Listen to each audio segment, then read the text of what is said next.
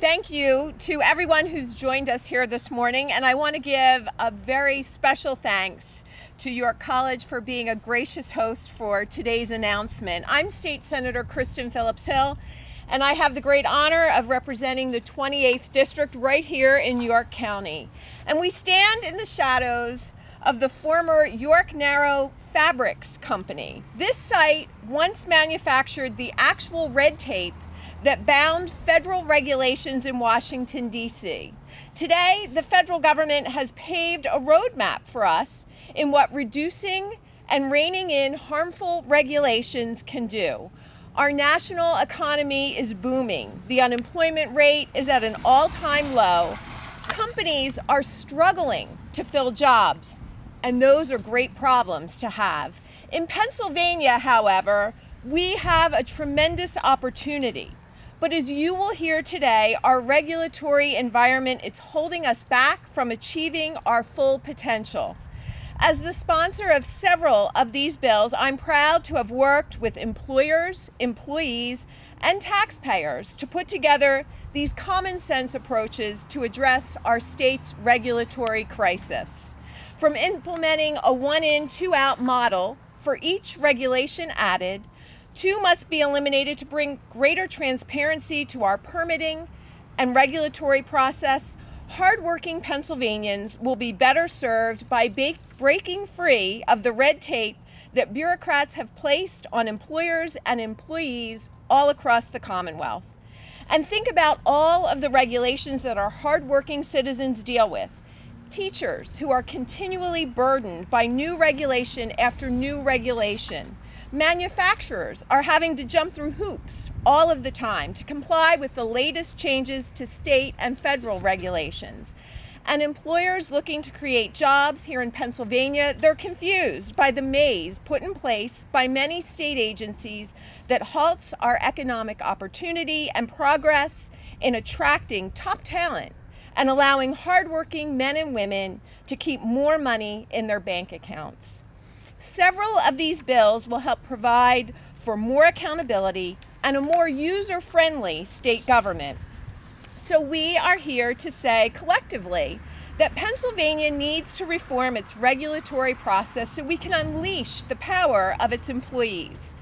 As many of the representatives of various groups will tell you today, that their businesses and members have really had to improve their customer service to survive in today's economy. It's time that state government do the same thing and be focused on the customer. Our customers are the taxpayers, and they are the people paying taxes out of their hard-earned paychecks. They pay taxes when they purchase a good or service. Unfortunately, state government has grown at a steady clip over decades, tacking on new regulation after new regulation without any check and balance. This package will improve our Commonwealth's customer service. Pennsylvania needs to do its own spring cleaning, and that's what we're proposing with these reform measures today. And I'm very pleased to now turn it over to my good colleague and friend from Hanover, Representative Kate Klunk, who is championing many of these issues in the House. Representative Klunk. Thank you so much, Senator, and thank you all for joining us here today on this beautiful spring day. The sun is shining, the birds are chirping, and it's a perfect day to start some spring cleaning here in Pennsylvania. Like many of you, I have spent the last few weekends doing some spring cleaning of my own, combing through closets, going through all of the drawers. I had a pile for donating to charity, the pile for the trash, and the pile for yard sale. I went through all of those things, and the trash pile was actually rather large. And there are some things that you just hold on to, like the 1990s pair of teal blue platform sandals that I've been holding on to since high school. I was able to finally throw them away, and my husband is actually very, very happy. Our home is now much more tidy, efficient, and neat. Now, our homes, they're not the only things here in Pennsylvania that need some spring cleaning. The Commonwealth, we have thousands and thousands of regulations here on the books. And many of these acts and regulations were created several decades ago, and they have yet to be re-examined and evaluated to gauge their level of relevance, appropriateness, and cost effectiveness. Our Commonwealth here in Pennsylvania does not undertake a regular and systemic independent review of existing regulations, nor does it possess an organized system to provide recommendations and receive recommendations from the public, educators, business, government, and other entities here throughout the Commonwealth. With well over 153,000 regulations on the books, our state's regulatory system has become the equivalent of extreme hoarding. We need to call A&E and get hoarders in. Here in Pennsylvania, we don't get rid of anything. Essentially, we have a whole lot of clutter, and we need a Marie Kondo type person to come in and start cleaning things up. And that is exactly what State Senator Kristen Phillips Hill and I are doing with the creation of the Independent Office of Repealer within the Independent Regulatory Review Commission in our two bills. I truly want to thank Senator Kristen Phillips Hill for drafting this legislation. She introduced this last session in the House. And since being elected to the Senate, she is championing this issue over there. She has Senate Bill 251 in the Senate, and I have been entrusted, thank you, Kristen, with House Bill 1055 this session.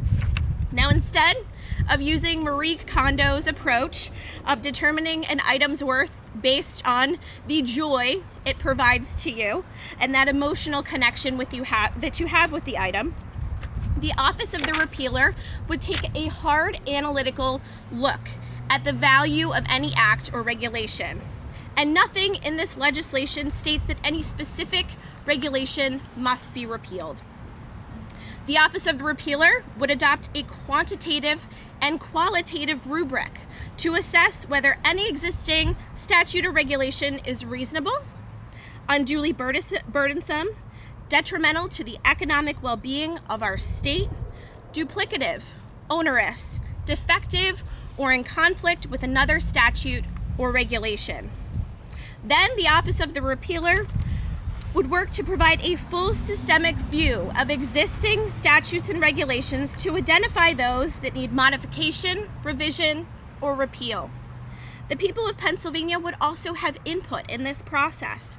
There would be an online system where individual taxpayers, business owners, nonprofit entities could go on and say, hey, Office of the Repealer, I need you to take a look at this regulation. We don't think that is working for the people of Pennsylvania. The office would provide an annual report to the General Assembly and to the governor. Now, these reports would provide recommendations to us on the statutes and regulations that would need some special attention, some spring cleaning, if you will. And this would hope to aim to increase efficiency and eliminate wasteful practices in our government. In addition to reviewing existing regulations, a provision in the legislation that the senator had talked about states that for every new regulation added to our government, that agency would be required to repeal 2.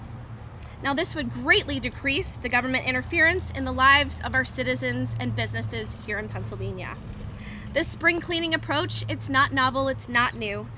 This governmental regulations spring cleaning approach has been used by states like Kansas, Rhode Island, Tennessee, North Carolina, and our own federal government.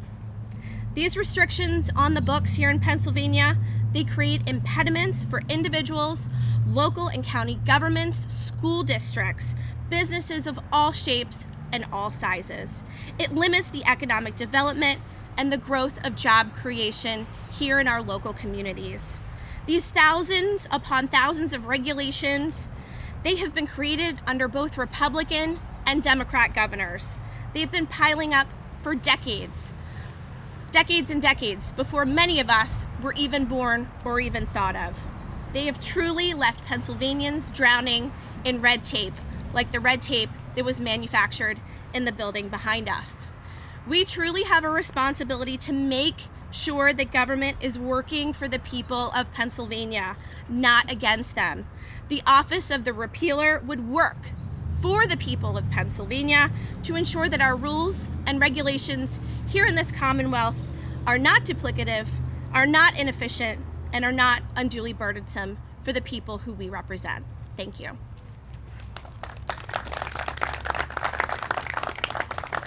I'd now like to introduce Representative Greg Rothman of Cumberland County for him to talk about his approach to fixing our regulatory structure. Representative Rothman. Thank you. Thank you, Senator. And thank you all for being here, and my colleagues from the House and the Senate. I want to talk about two bills that I've introduced. One is House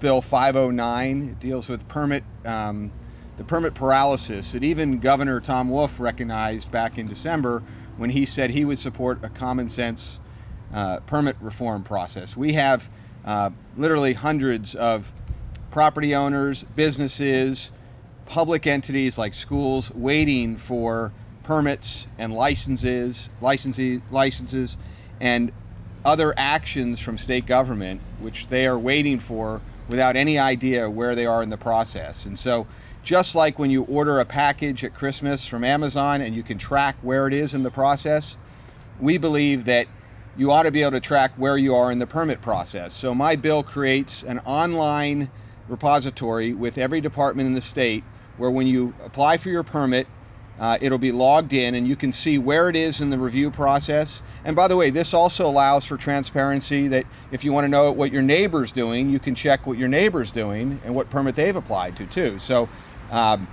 this will allow the person who's applied for the permit to find out where the process is, and if it's been denied, the statutory rationale for denying or delaying the permit. We know, I spent my life in the private sector, my professional life in the private sector, that regulations are as bad as taxation when it comes to hindering businesses. We don't mind paying taxes if they're going for good things and we know what we're paying, but when it comes to regulations, it causes a paralysis, and it causes what I believe is not constructive time or productive time when you're trying to make sure that you're in compliance with the regulations. And as Representative Klunk said, over 150,000 regulations in Pennsylvania, many of which are outdated and most of which are burdensome to the businesses. But regulations are good, and there are plenty of good regulations, and if they are good, we should respect the equal branches of government, and those regulations should go in front of the General Assembly and the Senate to be voted into law. And so my second bill, 509, is the bill with permit transparency. There's a great senator from York County has the Senate version, which I think is Senate Bill 252. But 507 is a bill dealing with if the executive branch wants to impose new regulations and they're economically significant, and they should come to the General Assembly and have at least our committees vote on them. If it's a good regulation and if it makes sense, if it protects our citizens, then we should put it up to a vote and it would pass on its merit instead of allowing some faceless, nameless bureaucrat to institute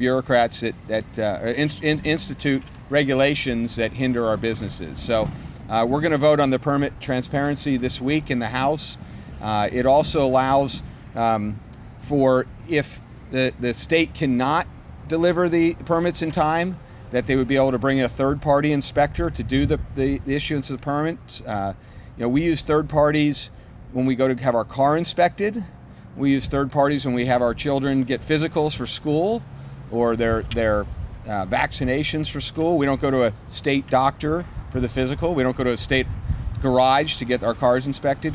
We use third parties all the time in our lives to meet these government regulations, and this would allow the state to engage third-party experts who have the same credentials, who have the same the same schooling, the same licensing, the same qualifications as the inspector at the state level, to use them as well. So I'm looking forward to that vote this week and debating and discussing that bill, which passed the House last session, and I've reintroduced it this session. So thank you for indulging me.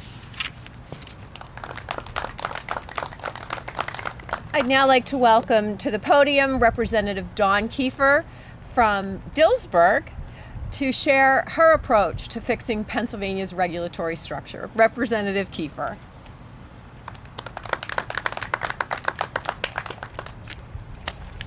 Good morning, and thank you all for being here today. This is an issue that is very near and dear to my heart. Pennsylvania has been closed for business. We're extremely hostile to businesses and to our residents when they want to try to get anything done. And I have a bill, it's the REINS Act. It mirrors the federal bill. It's Regulations in Need of Scrutiny Act. Essentially, it requires that any regulation proposed by an agency that has an impact of $1 million or greater go through both the House and the Senate on a concurrent resolution before it can be implemented into code. This puts the power back into the hands of the legislative branch. And this is truly what the issue is.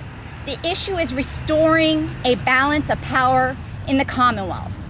And this isn't just an executive problem. That's not how we got here. We got here because for far too long, on both sides of the aisle, legislators have punted. We write these very broad laws with so many undefined terms, and then we give it to the executive and say, promulgate the law, make the rules up. It's very convenient for legislators because they're able to pass the responsibility to somebody else instead of finishing the job. We need to take responsibility to write very specific laws with every term defined before we send it to the executive so that they are truly just promulgating the intent of the legislative body. It goes back to Schoolhouse Rocks. The legislative branch writes the laws, the executive enforces the laws. It's that simple, it truly is. Because every time that our branch passes the buck, we strip the voters of their voice. Because the voters don't get to choose who that unelected, unaccountable bureaucrat is. They have no recourse for action. Each time that we do that, we need to restore this balance of power. This is a good first step. I think this is a great package of legislation that we have to try to rein in this gauntlet of regulation to help all of our businesses, our communities, get through this regulatory gauntlet. As we're dealing with permits, as my colleague Representative Rothman said, it is every facet of our communities, from our churches to our municipalities to our businesses. We're all impacted by this, and it shouldn't be this difficult to get through a permitting process, especially when we've already paid an engineer to draft or submit an application. Why do I have to wait for another engineer? PennDOT, if you speak to anybody there right now, our projects are taking 2 to 3 years on top of the general construction because we're waiting for permits. One agency dealing with another agency, often just to replace a pipe with the exact same pipe, but we still got to wait for a permit.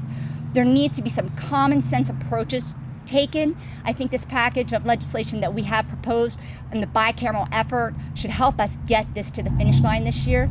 So I thank you all for joining us today and taking the time to listen.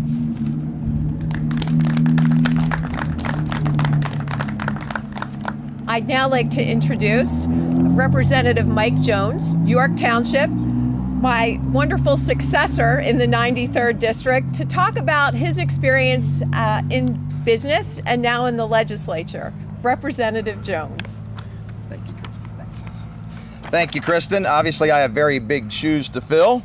So I'm here, as Kristen sort of alluded to, a little less in my role as a new state representative and more to talk about my former business experience. I had the great honor of working for 23 years and at St. Ange Company, which is one of the best kept secrets here in York. I had the privilege of leading that company for 11 years. And in addition to that experience, what's quite relevant is, believe it or not, St. Ange is one of the leading firms in the world at helping many of the largest and best companies across the country and around the globe determine where they're going to locate manufacturing facilities, distribution facilities.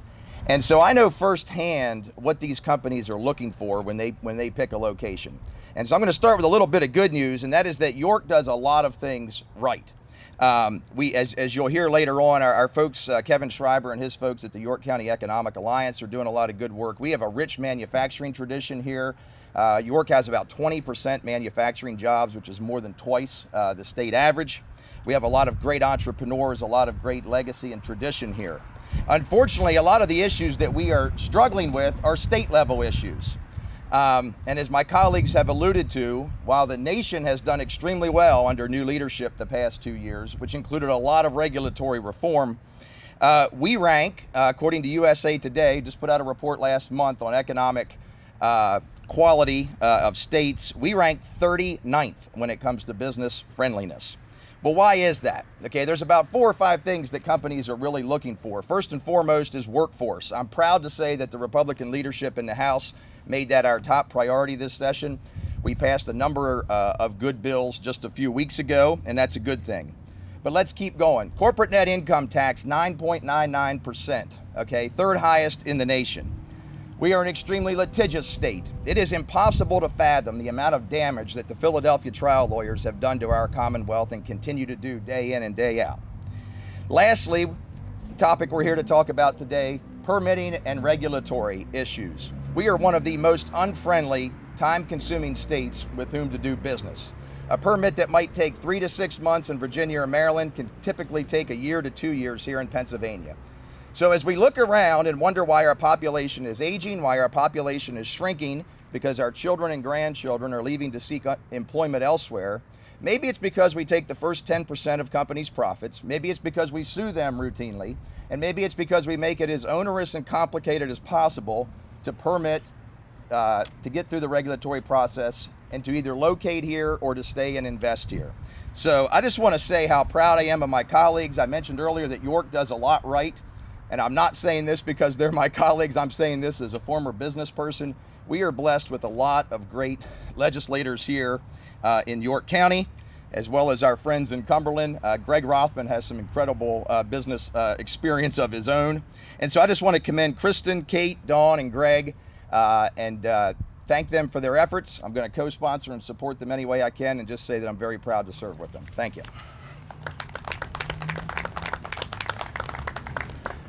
I would like to acknowledge my good friend and colleague who has the honor of representing a good part of York County, Senator Mike Fulmer. He is a passionate advocate for common sense reform in our state government, and I'm very pleased and grateful that he was able to join us here today.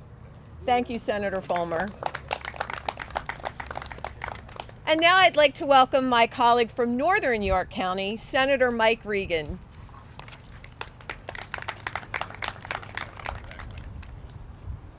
Thank you, Kristen. I'm picturing the social media photograph of me talking to 3 empty seats right here. Look. So after listening to my colleagues speak, it just framed in my mind what we experience here in Pennsylvania. We are so primely positioned in the country, where we have a short drive to 3/4 of the country's population, yet we lag way behind other states. Our taxes are too high, our regulations are onerous beyond belief. We sit idly by and watch companies like Airbus and BMW and other huge companies settle in Kentucky and South Carolina, in our border states, but they don't come to Pennsylvania. Why is that? Our taxes are too high and our regulations are just out of control.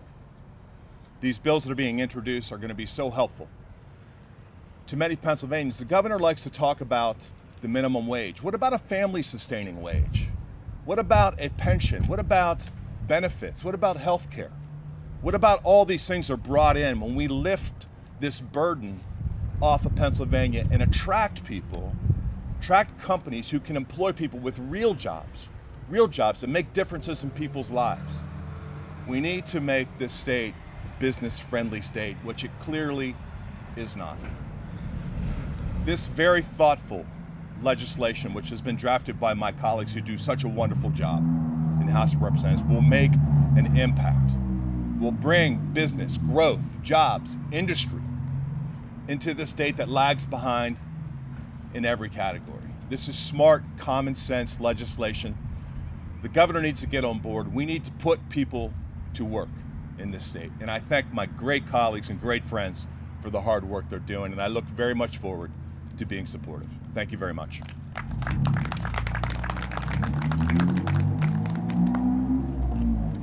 I'd like to welcome Dr. James Brohl, who is a PhD economist from the Mercatus Center at George Mason University, to the podium.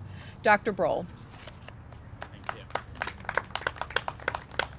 Good morning. It's great to be here with you all today. As a researcher of regulation, I must say it's quite fun to be here at the birthplace where red tape first got its name. Pennsylvania actually has a fairly modern and sophisticated regulatory system in many respects, especially when it comes to review of new regulations. But Pennsylvania needs a more effective process for reviewing all the old regulations that gradually accumulate on the state's books. In 2017, I produced an analysis of the Pennsylvania Administrative Code, finding it contains about 13 million words in it, roughly 153,000 of which are restrictive terms like shall, must, or required. It would take an ordinary person about 13 weeks to read the entire Pennsylvania Administrative Code. Pennsylvania has a higher restriction count in its code than many of its neighbors, including West Virginia and even Maryland, although not quite as high as some other U.S. states like Ohio or New York. But tellingly, the average province in Canada has just 26,800 of these restrictions in its regulations. And the national government in Canada has 71,800 restrictions as of 2018.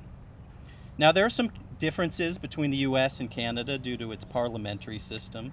So Canada sometimes uses means other than regulation, like legislation or policy documents, to implement its requirements. But nonetheless, it's highly revealing that these numbers are so much lower than Pennsylvania's. Now, most jurisdictions struggle to implement a meaningful process for periodic review of regulations, and Pennsylvania is no exception. But the legislation that's being introduced today can help address this challenge. Pennsylvania should learn from other states that are also making look back at old regulations a top priority. So my home state of Virginia, for example, is implementing bipartisan regulatory reduction reform right now that marries occupational licensing and criminal justice reforms with broader regulatory process reforms. Agencies in Virginia are developing a catalog of all their rules and requirements that they'll have to report publicly, and several agencies are going to have to cut their requirements by 25% over the next several years. So it's not surprising that CNBC recently named Virginia one of the top states for business, citing its regulatory reduction program as a reason for Virginia's strong place in the rankings. Pennsylvania has the potential to be the next leader in the fight against red tape. So today I'm very excited to see legislators making meaningful regulatory reform a top priority. Thank you.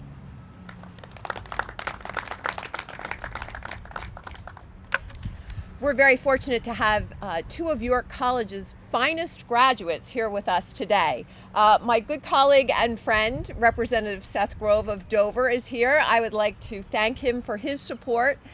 He was very, very helpful. When I first arrived in the House, I showed him the legislation, the Office of Repealer, and he said to me, 6 years. 6 years, Kristen, is what it's going to take you to get this done. And I really, really don't like when I can't prove him wrong.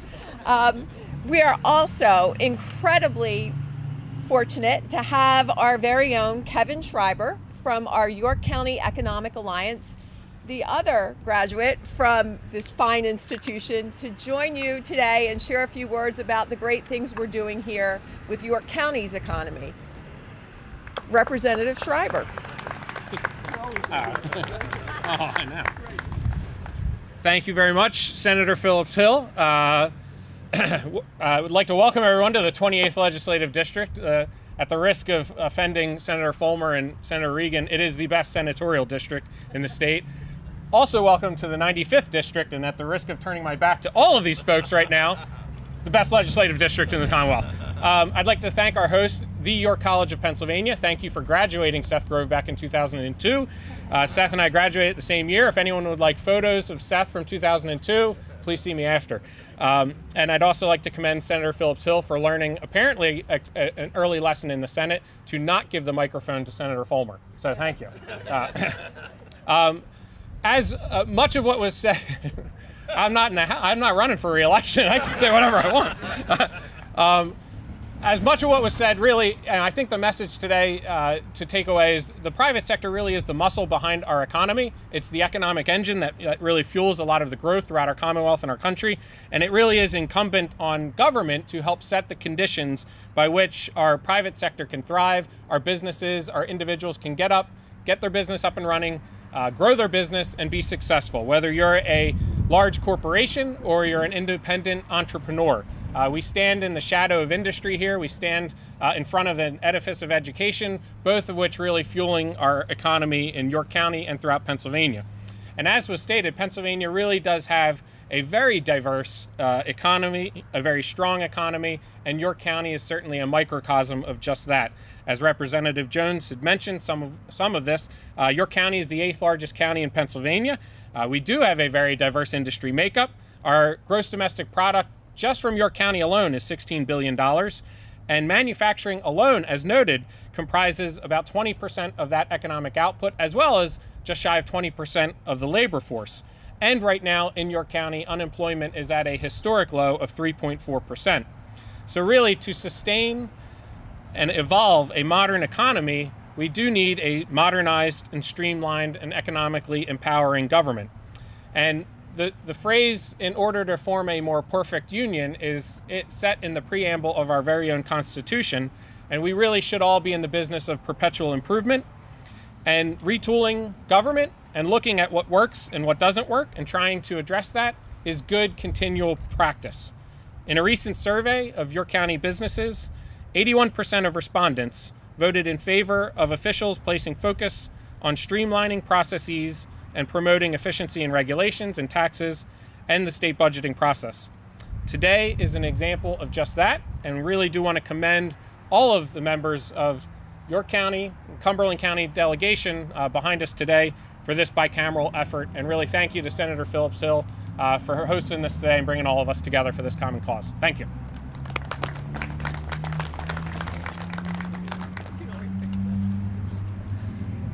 Next, I'm happy to welcome Mr. Carl Morera to the podium. He is the Vice President of Government Affairs for the Pennsylvania Manufacturers Association.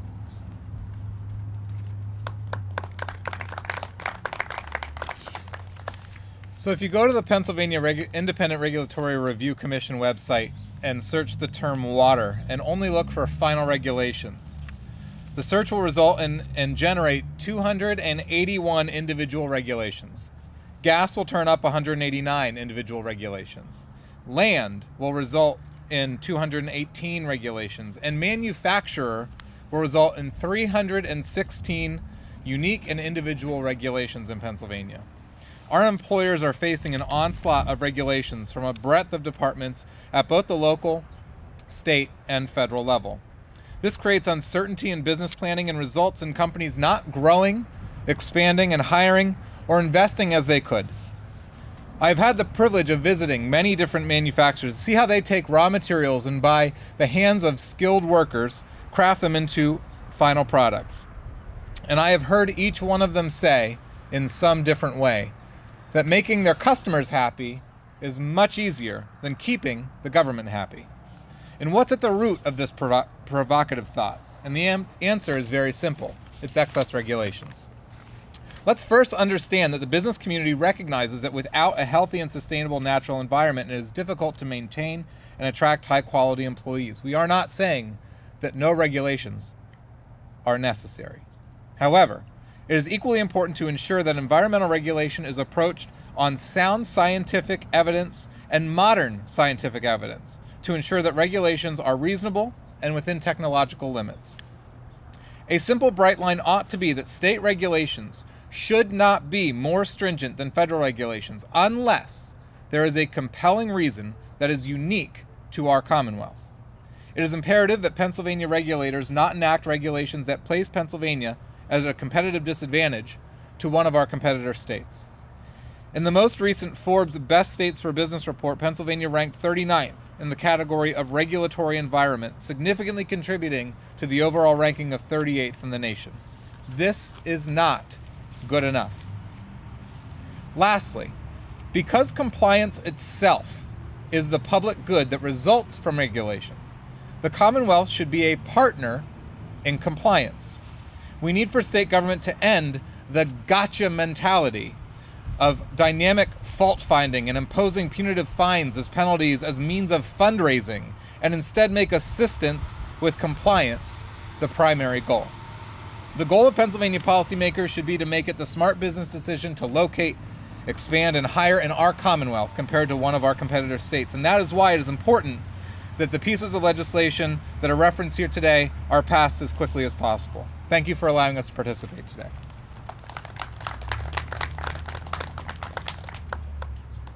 Next up, we have native York County and Dallastown alum, Mr. Kevin Sunday, who is the Director of Government Affairs for the Pennsylvania Chamber of Business and Industry. Mr. Sunday. Well, thank you, Senator, and I appreciate that kind introduction. And we want to applaud both the members of the House and Senate for their leadership on this issue. On behalf of the members of the Pennsylvania Chamber, we're the largest broad-based business advocacy organization in the Commonwealth. And as we stand today, we're in the middle of two very important trends that this fits into. One, after 10 years of a strong economy, investors are looking to look to the next project. And as we start to turn and see a manufacturing renaissance in this state and in this country, folks are going to wonder, is Pennsylvania a place where they can do business where there's certainty and predictability? And that takes a well-functioning regulatory environment. The other trend that's going on is we're going to soon enter the next 10 years the biggest generational shift of income that this country's ever seen. And then that's not because we're going to pass the Green New Deal, but it's because the baby boomers are going to retire, and as they hand over the management and operations of businesses across the state, the next generation is going to pick it up, and they're going to walk into an environment where they're going to have to make some very tough decisions. And that is Pennsylvania a place where we keep this facility here, or do we move to greener pastures where there's a government that wants to work with them and make things a bit easier for them? And so that's why it's important that we have legislation get passed that makes sure that the branch of government that speaks for people is taking a close look at the regulatory process and making sure agencies are accountable. And I'll give Governor Wolf credit. He's recognized this is something that needs to be improved upon, but certainly there's more that needs to be done.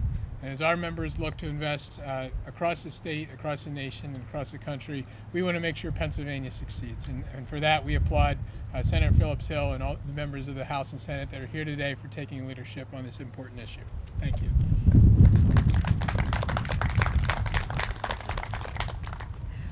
So last, but certainly not least, we have the friend of small businesses, Rebecca Euler, who is the Pennsylvania Legislative Director of the National Federation for Independent Business. Rebecca.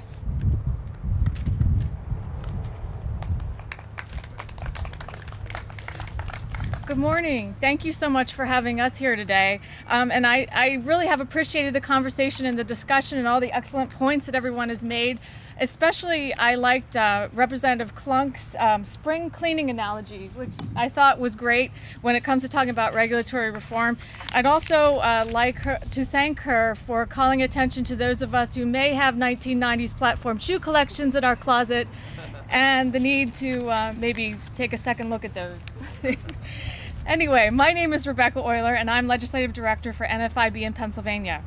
NFIB is the nation's largest small business organization, representing about 300 members nationwide and over 12,000 here in Pennsylvania. I love my job because I get to work for and call attention to every day the unsung heroes of small business. You may not think about it often, but small business owners are actually heroes. They are the engine of economic growth and the lifeblood of local communities. Think of the garage down the street that squeezes your car in, schedule an inspection before the end of the month.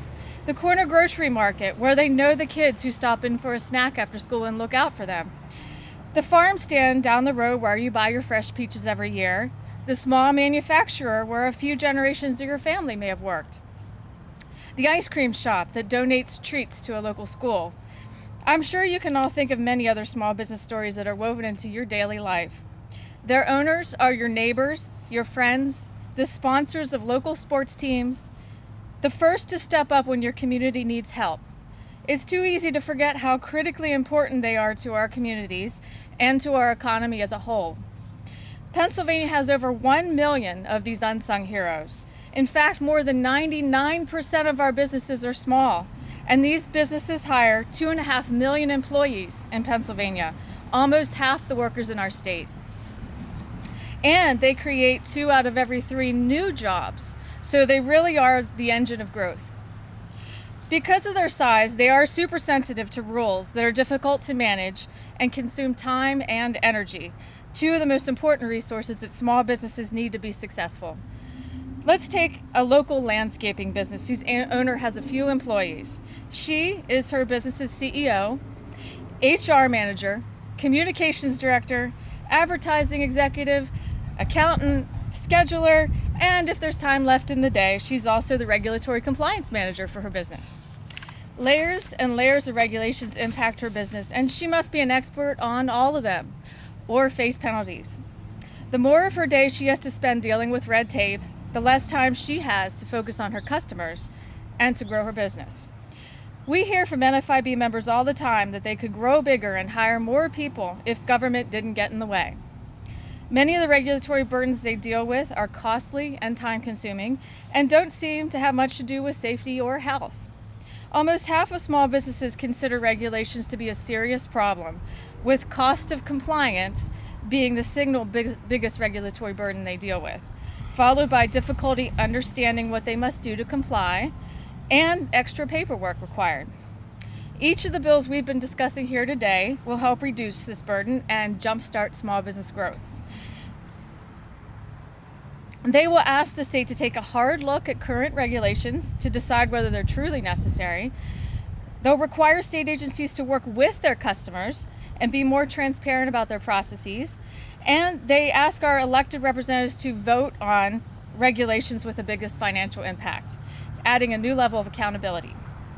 We are happy to support this effort to stem the tide of overbearing regulations that are crushing our small businesses, our unsung heroes. And we are looking forward to working with all of you and the General Assembly to get them done.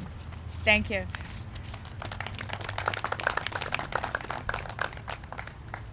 So here in York County, we are incredibly proud of our history of making things happen. From our first federal government and the Articles of Confederation, to the York Plan that delivered victory to the Allies in World War II, to today, when we take the essential next step in continuing to grow Pennsylvania's economy through regulatory reform.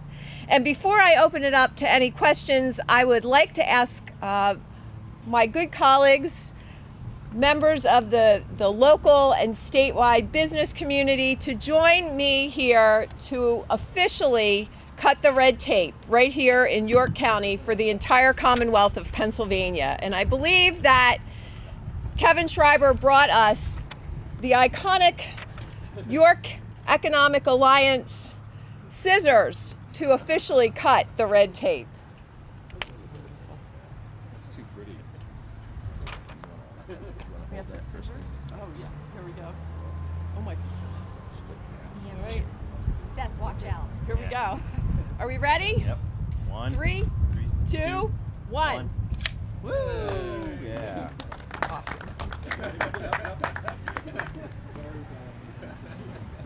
So we are very happy to open it up to any questions that you may have about any of the legislation or the next steps in the legislative process that we're about to embark on. Wonderful. Well, thank you all again. Thank you to my colleagues, to members of the business community, and to all of you who've been present here today. We really appreciate it.